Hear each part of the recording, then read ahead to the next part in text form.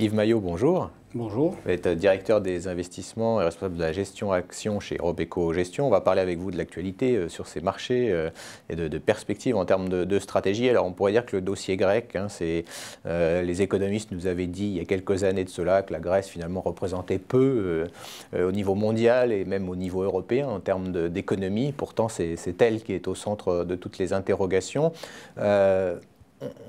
Est-ce qu'on a gagné du temps finalement dans cette zone euro en réalisant un certain nombre de plans de sauvetage? Quel est le regard aujourd'hui de l'investisseur sur ce qui se passe dans la zone euro?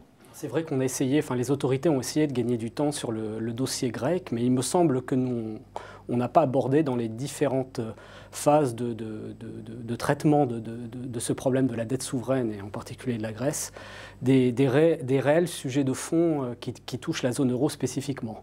Il s'agit d'une part des écarts très importants de compétitivité entre les différents pays de l'Union monétaire, qui sont restés ce qu'ils étaient il y a un certain nombre d'années et qui se sont même accrus lorsque l'on regarde la façon dont le pouvoir d'achat en Allemagne évolue et a stagné depuis une dizaine d'années, tandis que les coûts salariaux ont largement progressé dans des pays comme la Grèce, mais aussi la France.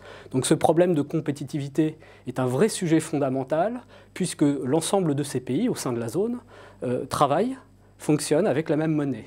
Donc ça, c'est le premier problème, et il y a donc des réformes et une organisation des économies, une réforme de fond à envisager. Et puis le deuxième problème est politique, c'est qu'il n'y a pas de monnaie unique sans une forme d'État unique. Et en fait, les différents raccommodages qu'on a essayé de trouver au niveau des politiques, des banques centrales et des gouvernements n'ont pas fait avancer le sujet politique de façon drastique. En tout cas, aujourd'hui, la France et l'Allemagne essayent d'avancer dans ce sens, mais il existe encore de larges différences. Donc l'ensemble de ces éléments fondamentaux sont bien présents aujourd'hui dans cette problématique, et les tentatives de solutions partielles n'ont fait que gagner du temps, mais n'ont pas résolu les réels sujets qui concernent l'aspect fondamental de la zone euro, me semble-t-il. D'où les inquiétudes également sur la croissance, sur le fait que finalement la zone euro est endettée. Beaucoup de pays sont endettés dans la zone euro, mais finalement, malgré les plans de rigueur ou avec ces plans de rigueur, la question de la croissance, elle, ne sera pas réglée, ce qui est un peu l'enjeu du moment, le débat politique du moment. Est-ce qu'il faut plus de croissance? Alors les Allemands disent il faut peut-être de la croissance, mais il faut aussi de la rigueur. Donc rigueur et croissance, c'est un peu on a l'impression que c'est incompatible. Je crois que nous avons eu le tort, effectivement, sous la houlette de l'Allemagne, d'uniquement regarder l'aspect rétablissement des équilibres, qui est évidemment un sujet important, que l'on n'a pas traité, qu'on a voulu traiter lorsque la croissance était réellement déjà très ralentie, voire récessive dans certains pays de la zone. Et il est vrai qu'à un certain stade, prendre des mesures de rigueur entraîne encore plus ces différentes économies vers le plongeon en termes d'activité. Donc je crois qu'une politique harmonieuse, c'est effectivement d'essayer de restaurer des équilibres sur le temps et en même temps de donner des éléments susceptibles d'améliorer le taux de croissance, de façon à améliorer là aussi les recettes fiscales et puis rétablir les équilibres. Mais il y a un moment où ces choses-là ne peuvent pas se faire dans l'urgence. Et malheureusement, on réalise l'amplitude du problème aujourd'hui. Alors on pourrait dire que si on revient à la crise de 2008, Lehman Brothers et la faillite de Lehman Brothers et ce qui s'est passé par la suite, il y a eu des craintes des investisseurs sur un double dip quelques années après, c'est-à-dire qu'effectivement l'économie mondiale replonge en récession. Ce n'est pas arrivé.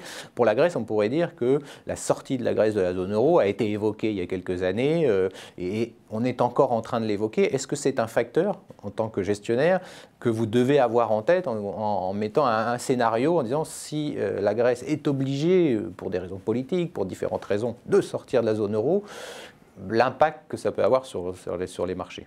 Oui, c'est un vrai sujet. C'est un sujet tout à fait nouveau, en fait, et pour lequel personne n'a la solution et personne n'est capable de réellement mesurer les conséquences de ce que serait une sortie de la Grèce de la zone euro. Simultanément, on voit bien que la persistance de la Grèce dans la zone, alors que les fondamentaux économiques qu'on rappelait ne changent pas et la récession s'installe, que cette situation-là n'est pas tenable non plus. Donc moi, il me semble que d'un point de vue fondamental, évidemment, la Grèce n'a plus rien à faire dans la zone euro. D'ailleurs, on s'aperçoit aujourd'hui rétrospectivement qu'elle n'aurait pas dû intégrer cette union monétaire.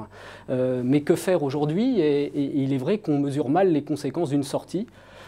tant d'un point de vue des implications en chaîne sur le système financier européen, malgré la petitesse de la Grèce au sein de la zone. On ne mesure pas non plus les implications politiques que cela pourrait avoir d'abord pour la Grèce, mais aussi comme précédent pour l'ensemble des pays de la zone euro. Et puis il y a un certain nombre de détails techniques qui feraient que la sortie de la Grèce, pour la Grèce d'ailleurs, en termes de retour à une monnaie nationale, poserait d'énormes soucis d'un point de vue concret. Donc aujourd'hui, on sent bien que le fondamental pousserait la Grèce vers la sortie, mais en même temps, on ne sait pas gérer cette sortie. Ou en tout cas, on commence à l'envisager, mais sans avoir tous les outils pour bien le gérer, manifestement. Quelque part, ça serait un aveu de faiblesse sur cette construction européenne, sur cette construction de la zone euro, d'union monétaire, avec des pays aux différents. On parlait de compétitivité très différente, de croissance très différente, donc une zone euro ingouvernable, quelque part. Oui, ce serait un aveu de faiblesse, ça serait un aveu d'erreur, hein, que les politiques ont refusé aussi, d'erreur d'admission de la Grèce il y a quelques années dans la zone, un aveu de faiblesse et puis surtout un précédent dont on mesure mal les conséquences, tant financières que politiques. Voilà la problématique, donc il est très difficile de répondre. Ce que n'aiment pas les marchés en général, c'est l'incertitude, le doute, et il est générateur de ce doute, de stress, et c'est ce à quoi on assiste en ce moment sur les marchés, de nouveau. Encore une fois, malgré la petitesse de la Grèce au sein de la zone. Oui, c'est ce qui n'est pas le moindre des paradoxes. Et on a envie de se poser la question de savoir, est-ce qu'on peut encore gagner du temps? C'est-à-dire, est-ce que l'Allemagne, la France peuvent trouver encore une solution pour gagner du temps, ou est-ce que là, le temps est compté? C'est-à-dire que là, la Grèce vit des subsides de la zone, des pays européens, de l'Allemagne, de la France, etc. Les populations de ces pays qui eux-mêmes vivent des difficultés financières aussi, sont de plus en plus impatients. Voilà un petit peu la situation aujourd'hui. Donc gagner du temps pour la Grèce, on peut peut-être encore gagner quelques semaines, quelques mois, mais cela a un coût et ne résout pas la situation. Donc on vit dans cette sorte de phase temporaire, mais qui est manifestement coûteuse aussi pour tout le monde et pour la croissance européenne. Alors on pourrait dire que la Banque Centrale Européenne avait rassuré les marchés en début d'année, et une des raisons de cette hausse de début d'année avait été expliquée par ce biais-là, en disant que la Banque Centrale, en aidant notamment le secteur bancaire, elle avait considérablement aidé la zone euro. Là, elle a l'air d'être attentiste, pour l'instant, sur cette situation. D'où peut venir effectivement la planche de salut de la zone euro? Encore une fois, ce sont des mesures partielles qui permettent peut-être de colmater une brèche temporairement, mais encore une fois, on ne traite pas les problèmes fondamentaux. Des problèmes d'écart de compétitivité qui font que l'euro est une monnaie forte pour certains pays et une monnaie plutôt avantageuse pour l'Allemagne. Et puis encore une fois, la monnaie unique sous-entend une convergence politique. Un budget qui tend vers un budget unique, une politique économique européenne, et tout cela a fait défaut à l'Europe. Depuis des années, il faut le faire dans l'urgence maintenant. Et évidemment, entre-temps, les problèmes financiers sont accrus, aigus pour certains pays, dont la Grèce. Voilà vraiment la situation qui génère ce stress de nouveau sur les marchés. Alors, en termes de gestion, justement, on avait donc eu cette hausse qui a été largement effacée, bien sûr, depuis le début de l'année. Qu'est-ce que vous faites? Qu'est-ce que vous ne faites pas, justement, dans cette période, compte tenu de ces incertitudes qu'on a largement évoquées? C'est vrai que la partie est compliquée et donc face à cet environnement qui est effectivement compliqué et ô combien rempli d'incertitudes, une stratégie très défensive avec un objectif de limiter le risque de baisse des avoirs que nous gérons.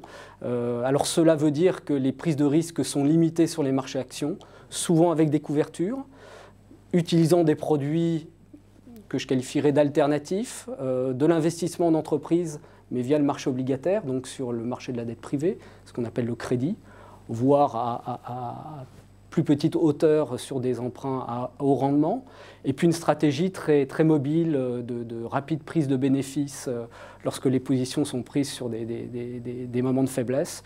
Globalement, une stratégie qui est très défensive, déjà en ce qui nous concerne depuis plus d'1 an maintenant. Avec une prédilection en termes géographiques sur une vision globale qui va plutôt vers d'autres continents en termes de marché-action que malheureusement vers la zone euro, compte tenu de l'ensemble de ces incertitudes. En conclusion, ça serait par exemple les marchés américains? Alors, ça a été plutôt le marché américain, mais il devient très cher en termes relatifs et même absolus par rapport à l'Europe. Ça a été aussi certains marchés dits émergents, en tout cas de zones de croissance. Voilà plutôt l'allocation versus l'investissement action en zone européenne, effectivement. Merci Yves Maillot d'avoir fait le point avec nous. Je rappelle, vous êtes donc le directeur des investissements et responsable de la gestion action chez Robeco Gestion. Merci.